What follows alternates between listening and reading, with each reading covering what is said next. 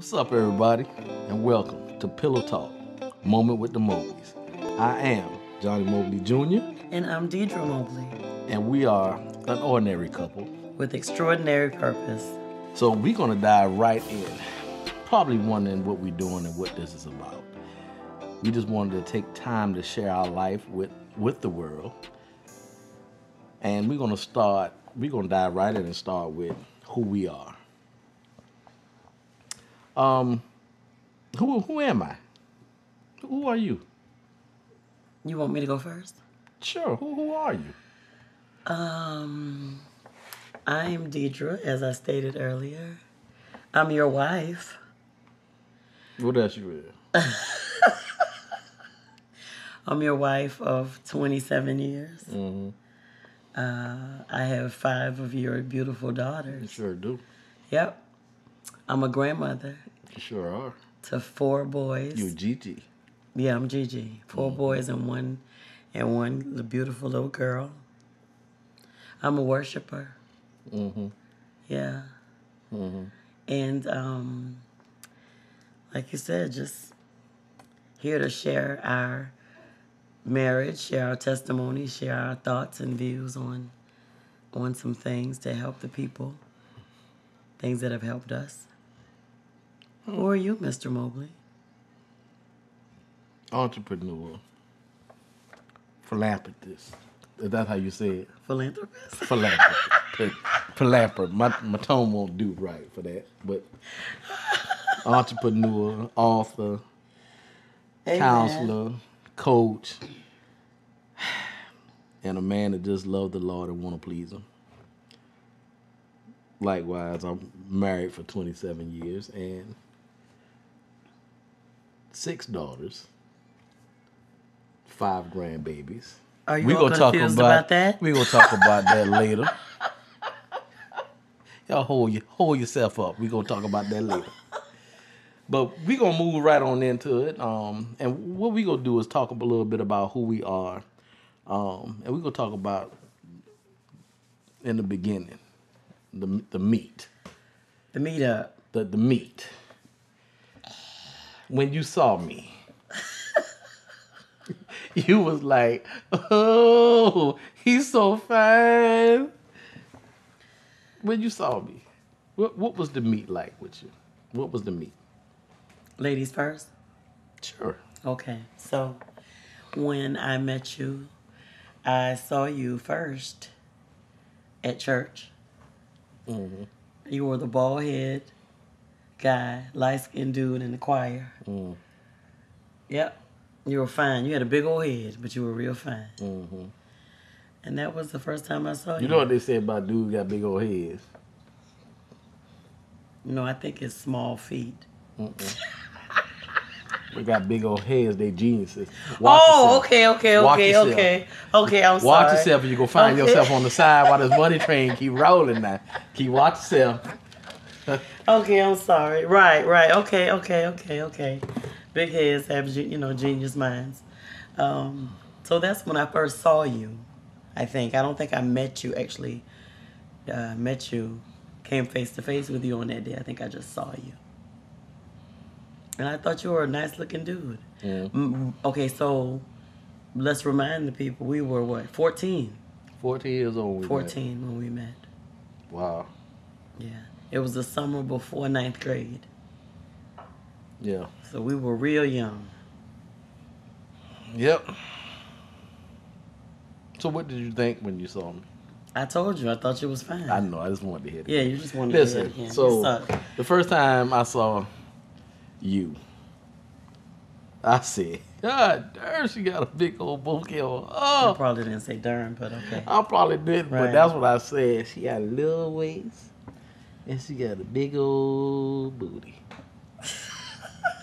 And then she turned around when I finally looked at her face. I said, she kind of cute too. No, I was real fine. Ooh, and she kind of cute Yeah, too. So I I was real said, fine. okay. I said, okay. So how did we go from, oh, you fine to,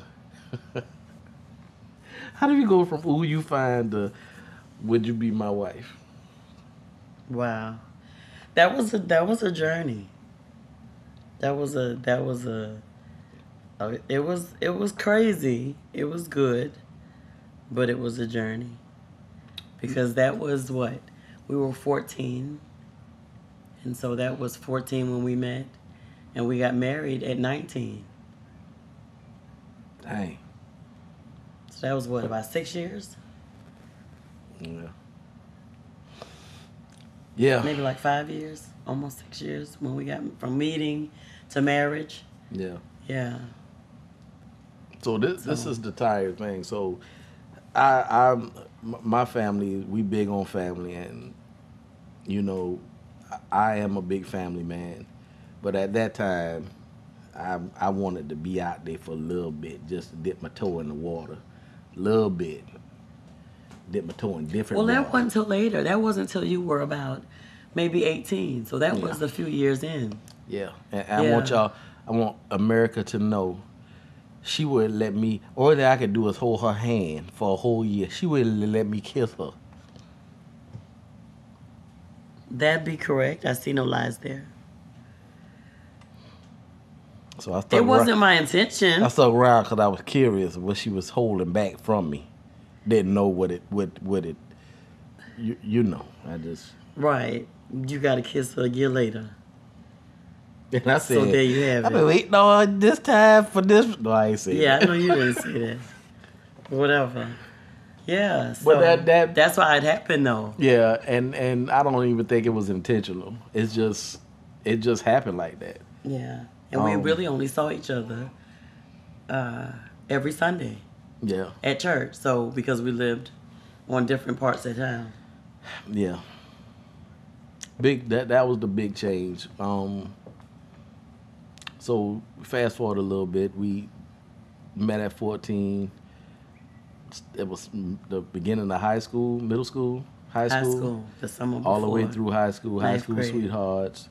Right before we got ready to graduate, you got pregnant. We got pregnant with our first daughter, Brianna, and I'll never forget that phone call. You remember that phone call? Yeah. Mm-hmm. You want me to tell you why I remember it? Right.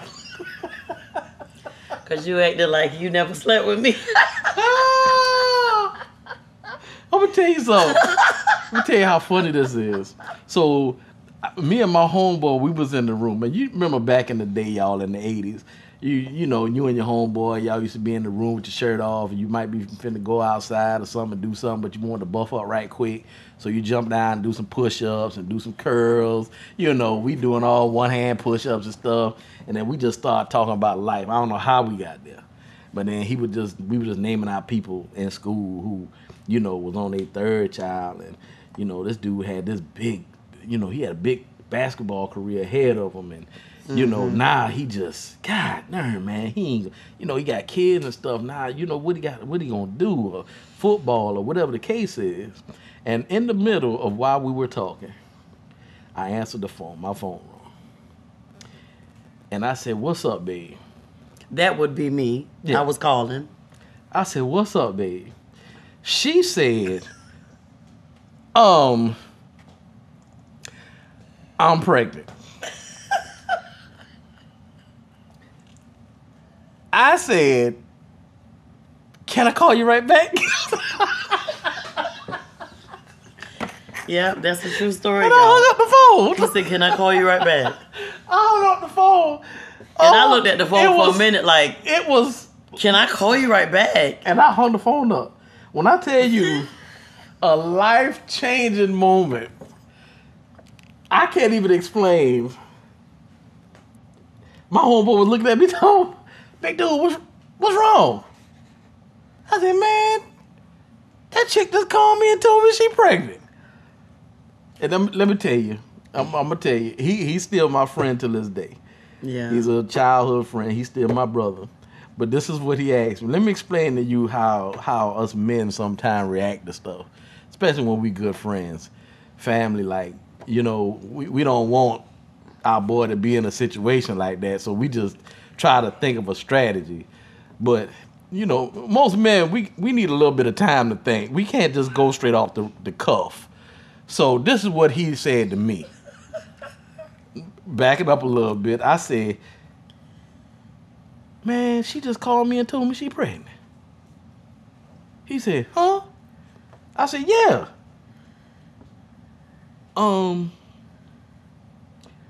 It's yours? Now, let me explain something. Me and Deirdra spent every moment. We did the whole thing back in the 80s. See, these kids don't know nothing about courting and all that stuff now. Back in the day, we talk on the phone until we fell asleep. Then we woke up, and then we would wake the other person up when we heard them snoring and say, hey, babe, wake up. We gonna get something to eat. We start talking again. That's how we were. Right. So when we wasn't on the phone, we was always together. Yeah. So we skipped school to be together. It was impossible. A whole lot. I'm gonna be honest with you. Right now, I don't see how we ain't got 75 kids. Right. That's what I don't understand. Yeah. It was just that it was a lot, and I think God had His hand and His grace on us, even in that moment right there. We were like some dogs in heat. We were at hotels more than we were at school. It was ridiculous. But that's what happened. He said that. Then I had to go and tell my parents because my whole little world was shook. So my whole demeanor, posture, walk, everything was different from that moment on. So immediately when I walked out the room, my parents said, what's wrong with you? I said, Deirdra said she pregnant. Now, we're going to talk about this in another series, but I don't know why dudes say so-and-so say they pregnant like it's a myth or something, like, and it might not be true. Joker, you knew you was there. So what is you talking about? She say she pregnant. Like it's a myth. But that's what I said. I said Deirdra says she pregnant. And? Another man in my family. Your daddy said. Sorry, Jay. Love him. That's my heart. My dude say, the baby yours? I said, exactly. Go cut my grass. Don't worry about it. Go cut my grass. So I went outside to cut his grass, and miraculously I started feeling better because at this time in my mind I was thinking all I got to say, I guess I was thinking it was a myth too, because all I got to say is the baby ain't mine, and I guess everything was going to disappear. Well, that's not what happened. So fast forward some more.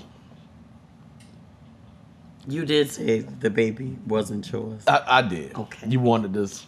I mean, I just need to put that out there because you told the story, right? Exactly. Still. That was my part of it, guys. So when I came home a couple of days later, because I don't think he ever called me back. I told you I was going to call you back. But a couple of days later, when I came home from school, my mom said, Johnny's mom called today and said that he doesn't think the baby is his. And so the funny thing about it was, and I think we were talking about this the other day, the funny thing about that is that I think normally you would think that a girl at that point would hate a guy if they disowned, their child. But at that point, at that moment, I knew that you were scared, so that's why you reacted how you did. Yeah. So I never disliked you or hated you because of it. I think you knew that wasn't who I was. Yeah, right. So I do believe that you was a little confused while I was doing that. But I was. You knew that wasn't who I was. Right. It scared me. And immediately I started thinking, I'm not going to be able to do the things that I said I was going to be able to do. I set goals. I got things I want to do. I want to travel. I got a whole lot of stuff, So my whole thing was I just got to keep living my life, and we'll see where the chips may fall. So during this time, I went to, I left. I did what they call split option. So I joined the military, and during my 11th grade year, I went to school, and that summer, I went to basic training and then came back. So me and a friend of mine, we went basic training together. So we went to basic training. I told, mom and daddy, hey, baby ain't mine. This is what it is. Let's roll on. They kissed me and everything. We was good. So I'm going off to boot camp. Can't talk on no phone, no nothing. Every now and then you get a little phone call. Y'all,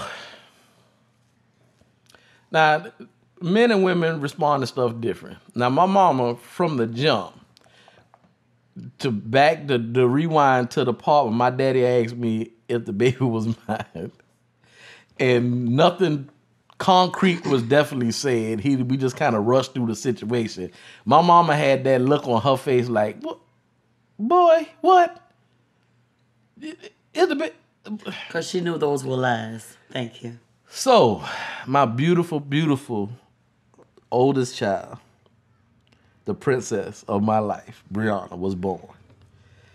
Needless do I have to say, she came out looking exactly like me. So I'm at boot camp.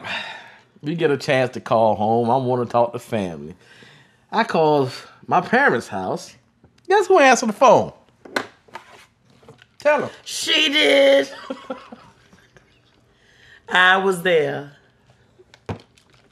So at this time, I feel completely betrayed because I told the group, this ain't my baby. Why is the culprit that carried the baby, you ain't thought I was going to say that, did you? You ain't thought I was going to say it. Why is the culprit that was carrying the baby in the house answering the phone? That means she got levels of clearance that she ain't supposed to have. Why is she here? I Answer the phone. But I need to remind you of something. I had met you, and when I met you at 14, I met your family as well. So I had become a part of the family. You're right. Because at this point, I was, 17? Yeah. Yeah. So I had became friends with your sisters and your parents. Yeah. So I had Everybody access. loved You just didn't want me to have the access because you had to live out that lie. I was trying to. Y'all wouldn't let me do it. Yeah. Y'all wouldn't let me do it. You had to live out that lie. So, here's how it go. We gonna replay it. Ring, ring, ring, ring. I said ring, ring, ring, ring, ring. Hello? Hello? Mama? No, this is Deirdra. Deirdra? Yeah, hold on. What the? Why is she answering my mama phone? It's my mama. Hello? Mama. Hey, baby. Mama, why Deirdra answer the phone? Boy, this is my house. Anybody who I want to answer the phone. Mama, and I told you that baby was not mine. Johnny, this D baby look just like you. How you doing? I'm fine. You doing okay? Yes, ma'am. You want to talk to your daddy? Yeah, let me talk to my daddy. Daddy, hey, son. Daddy, why they to the house? Boy, the baby look just like, God, no, they got you too? Yeah, no. No. That's how I was feeling, y'all. She came out looking just like you. At this point, and here's the thing. When it comes to real life stuff that happens, and this is a side note, one of the things that men are known for is disappearing. And they feel like if it's out of sight, out of mind type thing. But because you leave does not mean where you put your seed at is not going to grow. So regardless of what that may be, if you don't deal with it, whatever it is, it's going to grow. Yeah. And it's going to get big enough. And then one day it might come looking for you. That's just a side note. We get into that later. But back on the story. So all that went down and I came home. I was even finer than what I was before because I done been basic. My Lord. So I'm just chiseled up and I'm just all that. You're just going to sit there and toot your own horn. You did look nice. But I would never tell you that. Yeah. You was hating. No, I wasn't hating you because I didn't hate you. You was hating a little bit. Okay, whatever. But I came back, and here's the thing. how quick was it when I came back? We got back together. We didn't get back together until right before, a couple months before graduation. And this was in So months went by. 91? 90? This was in 90. She was born June of 90. So we didn't get back together till the following year. But here's the kicker. Brianna was at the house, and I walked in. I was very, very, very uncomfortable because now what I was doing and how I was acting in fantasy, where I can be off away from the situation. Now I was head on, looking at the situation in their face, and how was I gonna act? So when I walked in, she was on the floor. And I remember walking by her and I went and put my stuff down. And I walked back and I hugged my mom and my daddy, and both of them was looking at me like, Joker, you see her? And I looked down at Brianna, and when I looked down at her, she raised her hands up to me, and that was the end of it. Didn't fight it no more. Wasn't nothing. So the person that I was trying to betray, that I was trying to give birth to for whatever reason, it never happened. It never grew strong enough because, I mean, I knew what the real situation was. So, you know, and this is a side note too. I got a book out called GPS of a Man's Journey. And in that book, I talk about how fear can stop a man's movement. Listen, in this world, it's a lot of things that we come against, men and women. But one of the things that will stop a man from moving is fear.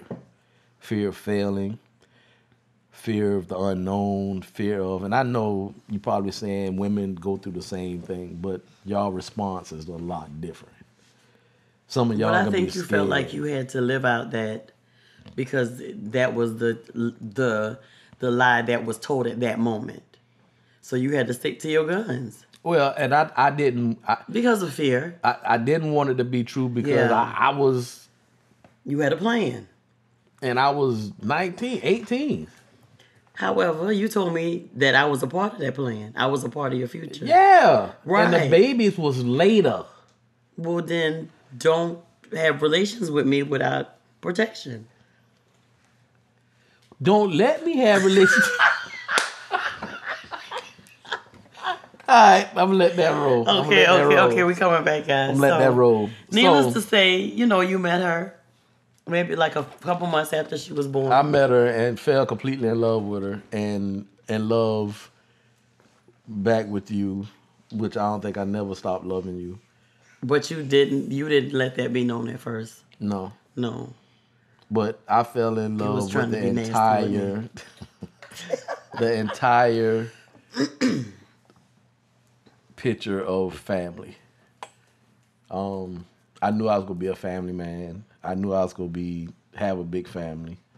Didn't know who I was gonna be married to until I met you. And I think Brianna's birth was the catalyst. Her being formed in your womb was the catalyst of my change. Well, I ain't gonna even say change. I would say to push me to man up into who I'm really supposed to be. Yeah. So it was either I could have, and if we didn't have Brianna, then there's no telling where I'd have been at. I always tell you, if I'd have played football professional, you always say you'd have been in my life, but Lord Jesus, I ain't no telling how many kids I'd have had. Well, whatever way I was gonna be in your life. Yeah, I know you told me that. Voluntarily or involuntarily. The NFL would have just, I'd have been working at Walmart and about 2 other jobs. You're crazy. Trying to pay child support. So fast forward, that's baby number 1. This is still a part of the, I guess, going towards the will you be my husband, will you be my wife scenario, because we did get back together eventually right before, what was that, in 91, right before graduation. I thought that you were still playing trying to play with other girls, women, young girls. And I got a whiff of the fact that you may have given one of them a ride, because I don't think I had ever really fully, I had always been the, okay, Johnny, yes, Johnny, okay, Johnny. Never, like, I guess contradicting anything you said or whatever, because I just wanted to be with you that much, or we just wanted us to be, And so when I found that out, I think I found my voice or my backbone, if that makes sense. And I remember that conversation, because I called you and I was like, listen, so-and-so just called me and told me, you gave so-and-so a ride. Is that true? Well, but, okay. So we playing these games now. And I think I told you, I was like, yeah, matter of fact, I remember that verbatim. Why do I remember that? Because that was many moons ago.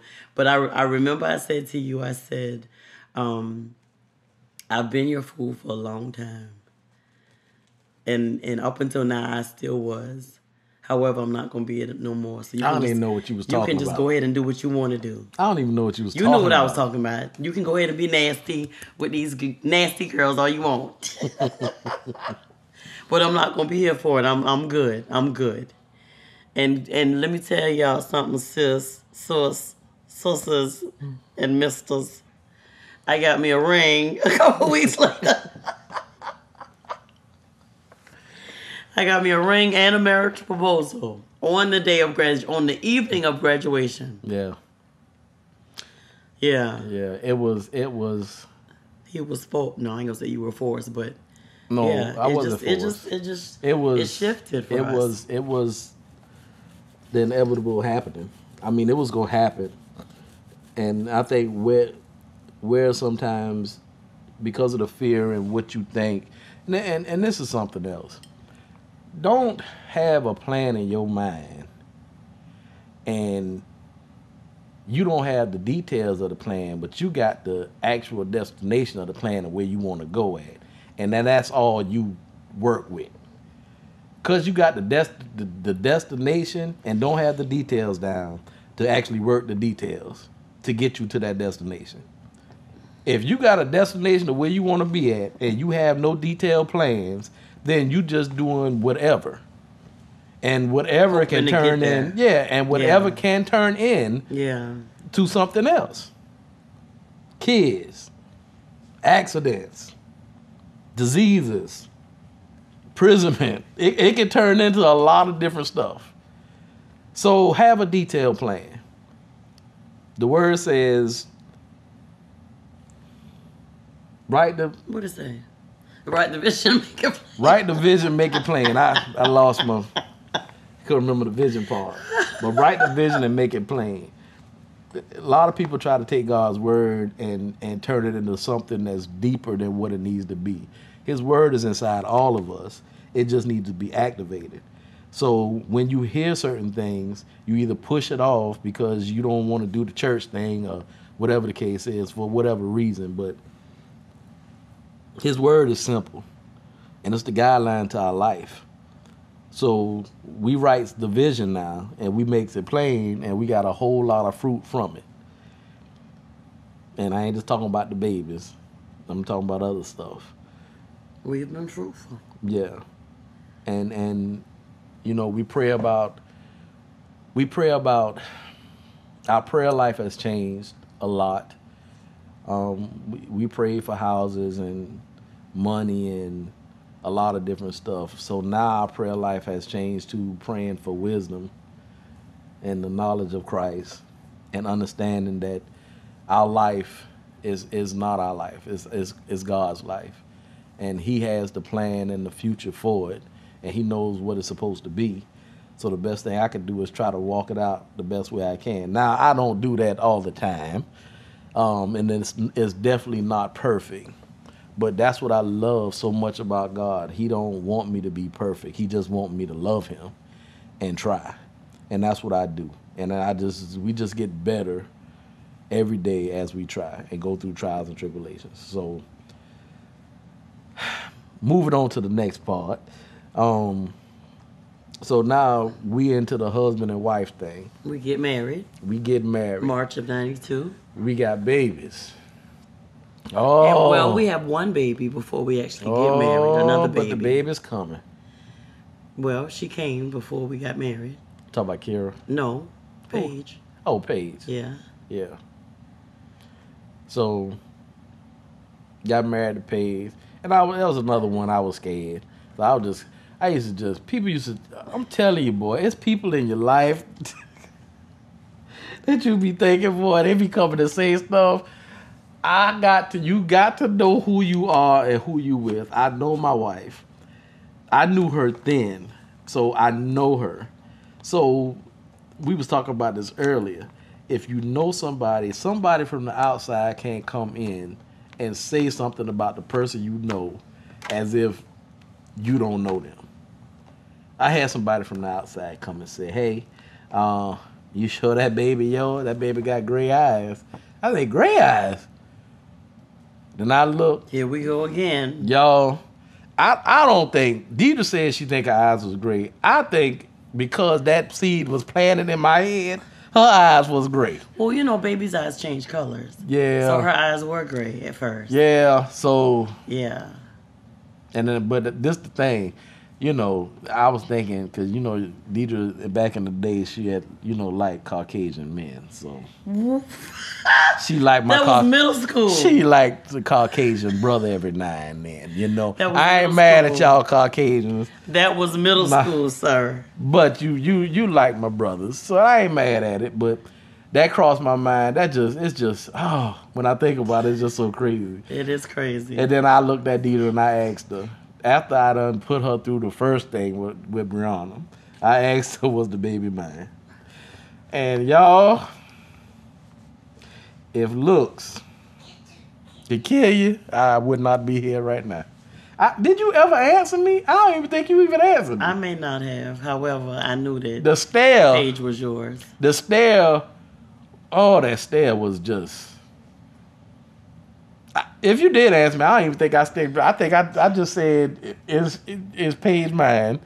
And then you looked up at me like, and I think I said, never mind. Don't even answer that. Because you knew she was yours. But, you know, like you said, other influences trying to come in. Yeah. And Paige was actually born early. Yeah. So what we didn't tell you all was that on his graduation night, the next day after graduation is he was leaving to go to basic training. And so we had to take him to the bus station. Oh, Lord. That afternoon. And so we did. And so a relationship that he was in prior to us getting back together, he found out that day. I didn't find out till later, but he found out that day that she was pregnant. And so that's why when we first started, I said, I have 5 babies from him. He has 5 children from me, but he has another daughter from someone else who I also consider to be my daughter as well. But so she was born February. So like what, 4 months? February of 92. How old is she? Yeah, she was born February of 92. So we had Paige in November of 91. Kira was born February of 92. Yeah. So that kind of throws some people off. So yeah, so that's so now that we're married and we're about 20 at this point, I think. Yeah. Yeah, about 20 with 3 kids. Bless the Lord. And didn't have a clue. Of course, you know, Kira lived with her mom, but so yeah, we were newly married, fresh off the streets married. But the one thing that I really do remember about that time, when when you talk about writing a vision, making it plain, we wrote goals like, whoa, our goals were crazy. Our goals were, people would probably laugh at them now, but our goals was, we gonna buy a microwave. We gonna pay cash for it. We gonna buy us a microwave. We gonna buy us a table set, and we gonna put it in the apartment. Yeah. You know what I'm saying? Like we gonna pay our bills on time. They come in, we pay them. They come in, we pay them. They come in, we pay them. No, we wasn't, laying over until the next month to pay them or whatever. Bills was coming, light bill come, we pay it. Water bill come, we pay it. Car note come, we pay it. We thought we was really doing something. And, I mean, which at that point we were. But this is the thing. Just like I said before, it wasn't it's not that we planned that. Right. So right. What we did was what we had in front of us from the decisions that we made, and the things that manifested. When we had our kids, we had to look at that and say, okay, what we got to do now? Our mindset had to change. Nobody really told us or taught us how to do it. We just went by from what we saw. And we saw different things growing up. Yeah. So that's all we had. Yeah. So we had to start somewhere. So the microwave thing was a real live goal. Yeah, that was real big. We saved to get a microwave. When we bought the microwave, we cooked everything in the microwave. Right. Popcorn, bread, eggs, grits, everything. Pies, everything. It didn't matter. Yeah. But that was an exciting time for us. And I think that's what our growth process began once that started happening. And I think more than anything, what I learned is once we put our heads together and we focus and be on the same time, be on the same side, it wasn't nothing that we couldn't do. Yeah. But we had to start somewhere. Right. Where we at now and what our thinking and vision is now is completely different than what it was then. So, but he had to start us out somewhere. Somewhere, yeah. Because we were flowing really, really well. So much so that, November of 92, what happened? You had more churn? Oh, I had more. What are you talking about? Did you say I had more? No, I didn't. But because I think with the apartment, with the marriage, with everything, it came with like a newfound freedom. Yeah. So I was when you first came over and you moved with us and we did get married, I was working nights. And so I made enough to carry us. So I was working nights while you kept the girls. Right. And so you weren't working as of yet. And so we were free. We were free. We were in no hotel. We ain't had to sneak no more hotels because we was married. Jesus. And our marriage bed was very busy. It seemed like every time we turned around, we were pregnant. I slept when she went to work, and she slept when she went to work. And then when she came home, she was on her next job. Exactly. We had many relations. So, so later on that year, in November 92, here come the twins. Which we didn't know they were twins. We didn't know they were twins. Until you were 8 months. Oh, my Lord. I was 7 months. 7 months. Yeah. So all the doctor kept saying was she was big. She's real big. Yeah. And I was like, yeah, because it's a boy. A big, healthy boy. My boy can come out playing ball. That's what we do. That's Mobleys. I'm a junior. That's what we do. Remember, Daddy, high five, and we going to have a boy. And I'll never forget, we went to a doctor appointment, and we went in there. By this time, Deirdra. Now, let me tell you, I've never been around another woman who's been, I guess, pregnant and been with them except my wife. When I tell you how you handled pregnancy throughout, I don't know if it's because you was young, or I don't know what it was. I didn't do well with that pregnancy, if you remember. Remember? Because we found out that we were pregnant because we came to Savannah. Oh, yeah. And we got the test. And then I told you I didn't want to be pregnant. Yeah. Remember? And she was she was trying to be depressed, but I was gonna choke out, y'all. We left from getting the pregnancy test. That was a lie. You will be pulled up out of this. We left from the pregnancy, from getting the test done at this house that did pregnancy tests and counseling and stuff like that. And it was right across the street from the abortion clinic. At this point, y'all, I was kind of scared in my life. I think it's one of the most. We were actually 20, and I told him that I did not want no more kids because we already had two, actually three, because Kira was still in the picture, but she wasn't living with us.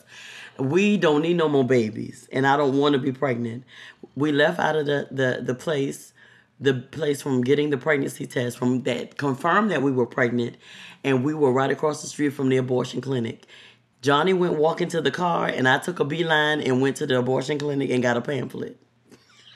So let me explain this feeling. So we walking out, I'm talking, chatting with her, and say, babe, you know, we gonna be all right.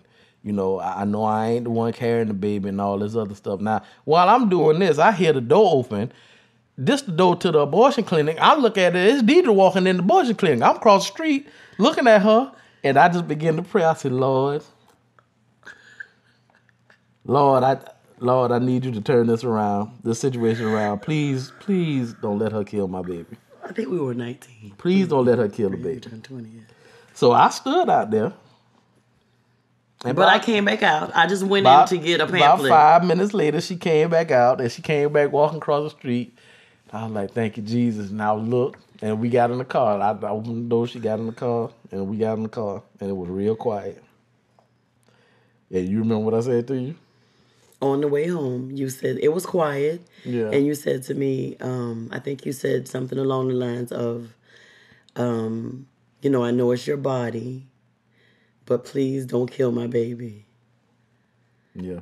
And I was just thinking, like, Negro, this is my body. And we got babies at the house. I don't want no more babies. Yeah. And at that point, we didn't even know. And so I went back to this part to share this part because we hadn't turned 20 yet. We were actually still 19, and it was a matter of even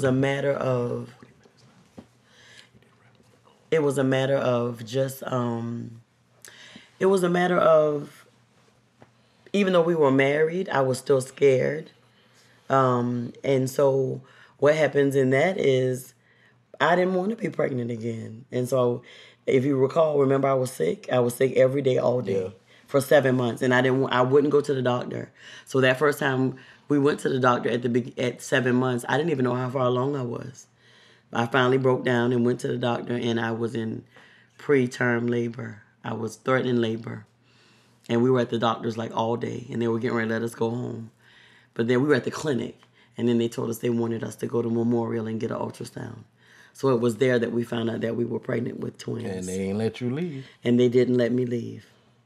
And so for that 8th month, for that 7th month, complete 7th month, I was a resident of Memorial Hospital. Yeah. But when the twins were born, I was in the military still. I was a National Guard, and I think when you were having them, it was a Saturday morning. Y'all were at drill. Mm-hmm. And then they called us and said you was having the babies. And when we got there, I think they was rolling Bridget out at the time. And then the doctor did say one of them was a boy and one of them was a girl. And well, that was a lie. I went around to the window, it said Mobley girl, and then it said Mobley girl. And I said, hey, man, y'all got the wrong sign. And one of them supposed to be Mobley girl or Mobley boy. And she was like, no, that's 2 Mobley girls. There was another baby in there, but supposed to be a boy. No, it wasn't. It was so there was another two girls added to our already 3 that we had. And then our sweet Johnnie, Lord Jesus. But can I share just really quick the blessing in that? Yeah. Even in that experience with me not having any prenatal care and everything, the doctors did share with us that I think 2 more sets of twins were born that weekend. Remember that? Yeah. And each one of those families lost one of their babies. But we were able to take... Brittany went home when I did, and I think Bridget came home a couple days later. But we were blessed to be able to take our girls, both babies, home with us. So even at that point, we knew that, God's hand was on us. And he covered us because I had no prenatal care. We know that now. We didn't know that then. We didn't know that. Yeah, of course. I was just crazy. Yeah, we just thought... And real quick, we're going to talk about Johnisha, and then we're going to end on a great note. So, Johnisha, the April baby, Lord. So this is now 94 because they wouldn't tie my tubes when I had the twins because they told me I wasn't 21 yet. Yeah. So therefore, no tubes tied. So we had Johnisha, and her name was supposed to be Johnny. And I wouldn't let them do that. I left the hospital and I said her name is going to be Johnny. I don't have a son, so I want her name to be Johnny. She's the baby. Johnnnie. That's how I spell my name. That's what I wanted. I left. Had to do some stuff. Everything was going good. Go pick the wife and the baby up. We at the house. We chilling with the kids. I open a little birth certificate. I look at the birth certificate. Guess what it say? Johnnie. Sure. She put S-H-A It on wasn't the end even the of birth it. certificate I was like, yet. It was the paperwork from the this hospital. joker here. She And done changed the baby name. That she still has your name, sweetie. Therefore, her name is Johnisha. And she was our last baby.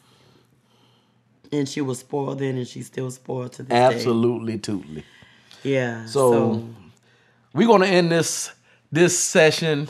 Just giving y'all a little bit to get y'all to know a little bit more about us. Who we are. We're gonna definitely keep it going, and we're gonna build off of this and go into some more in-depth stuff about relationships. About choices, about the difference between love and like. You need both of them. God, spiritual relationships, money, a lot of sex. stuff. Yeah. So I like you. We definitely will be talking about the perceptions and the expectations on our next session. Yeah.